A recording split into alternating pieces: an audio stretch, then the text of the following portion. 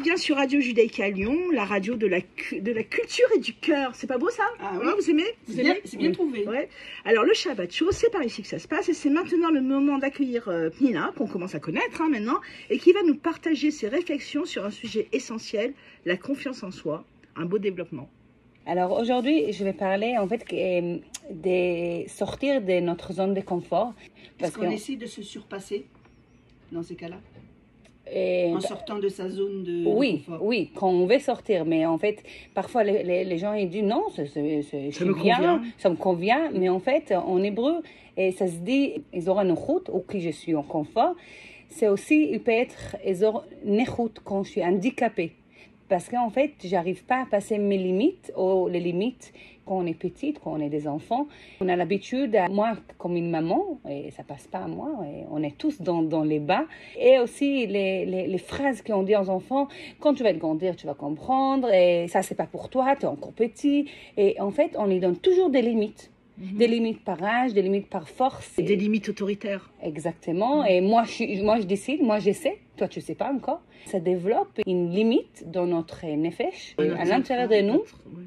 Ça nous bloque. Quand on grandit, c'est tellement dur à sortir de cette habitude et me dire, non, moi, je peux faire tout. Je suis capable. Je suis capable. Et je pense que l'exemple que tu as donné en début est Israël, qui sont maintenant avec 10 millions d'habitants. 8 millions de juifs. Et ça, c'est la force des personnes qui ont essayé de battre. Ils sont sortis des zones de confort. Ils ont dit, moi, je vais faire une terre pour les gens d'Israël après la guerre mondiale et la deuxième guerre.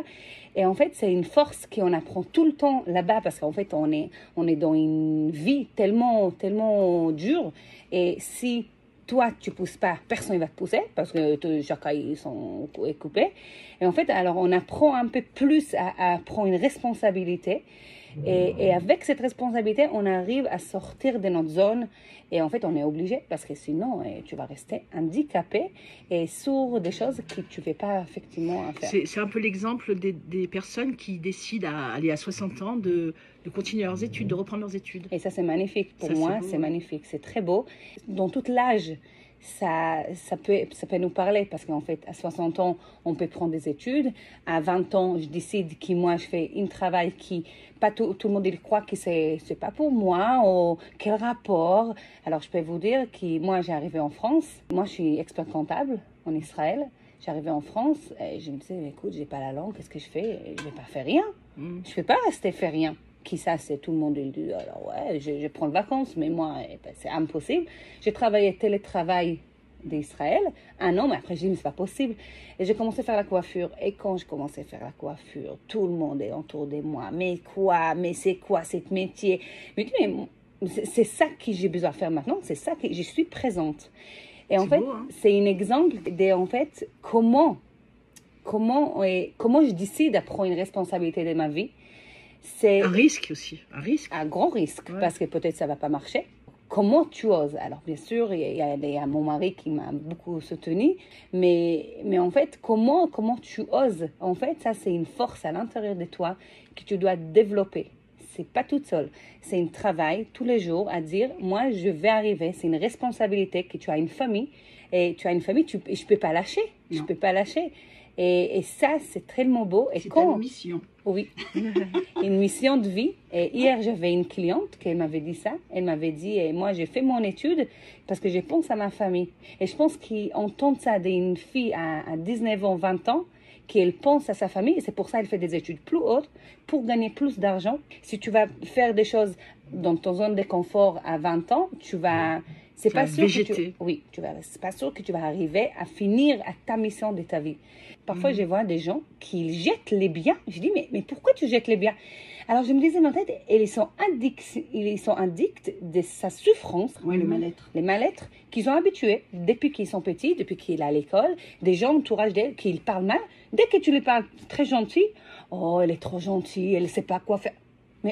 Mais pourquoi? Alors, comment il faut faire? C'est-à-dire qu'un jour, tu te lèves et tu dis, allez, je vais faire coiffeuse, comme toi. Est-ce qu'il faut le faire tout de suite ou il faut réfléchir avant? La réflexion, il doit être après qu'on lance. Pourquoi je te dis ça?